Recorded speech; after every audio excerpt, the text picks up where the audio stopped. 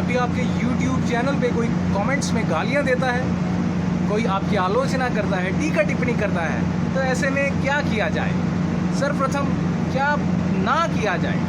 किसी भी कमेंट को कदापि डिलीट ना करें। क्यों? क्योंकि बदनाम हुआ तो क्या हुआ, नाम तो हुआ। आपका हर एक आलोचक भविष्य में आपका सब्सक्राइबर बन सकता है। इतना कीमती है आपका आलोचक। अब ऐसे में जब कोई गालियां बकता है तो क्या किया जाए, क्या उत्तर दिया जाए? इसे समझने के लिए पहले मनुष्य के मन को समझते हैं, साइकोलॉजी। हर खलनायक अपनी कथा का नायक होता है। वो सोचता है कि वो सही कर रहा है, जो भी कर रहा है सही कर रहा है, सही बोल रहा है। यदि वो आपको गालियां दे रहा है तो वो भी आपके भले के लिए, समाज के भले के लिए। इसी चीज़ का आप फ़ायदा उठाएं। किसी प्रकार से सोचें कि कैसे उसके अहंकार की तृप्ति की जाए, उसको बहलाएं, फुसलाएं, उसकी खुशामद करें, उसकी प्रशंसा करें।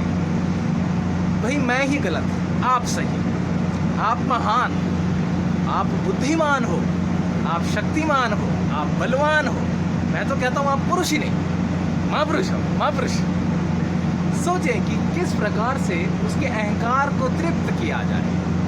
और जब आप ऐसा करते हैं तो कमेंट्स में कोई लड़ाई नहीं होगी, और हो सकता है बाद में वो ही आपका सपोर्ट करने लग जाए, और भविष्य में भी वो अवश्य आपके चैनल को देखता रहेगा और कमेंट्स करता रहेगा।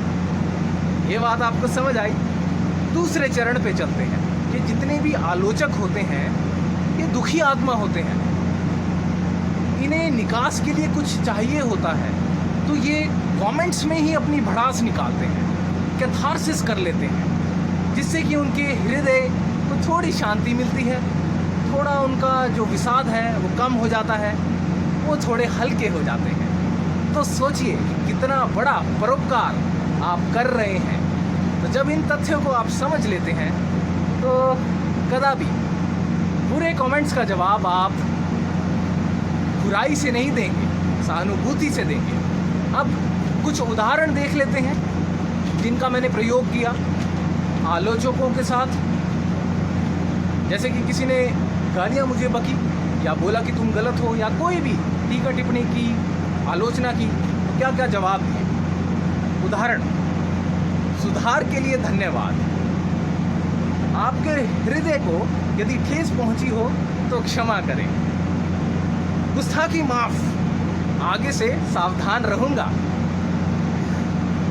आपसे सीखने में बड़ी खुशी हुई, कृपया भविष्य में भी सिखाते रहें। और मेरा प्रीतिकर,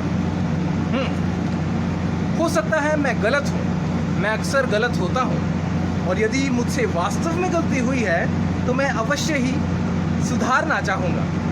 तथ्यों का पुनः निरीक्षण कर लेते हैं।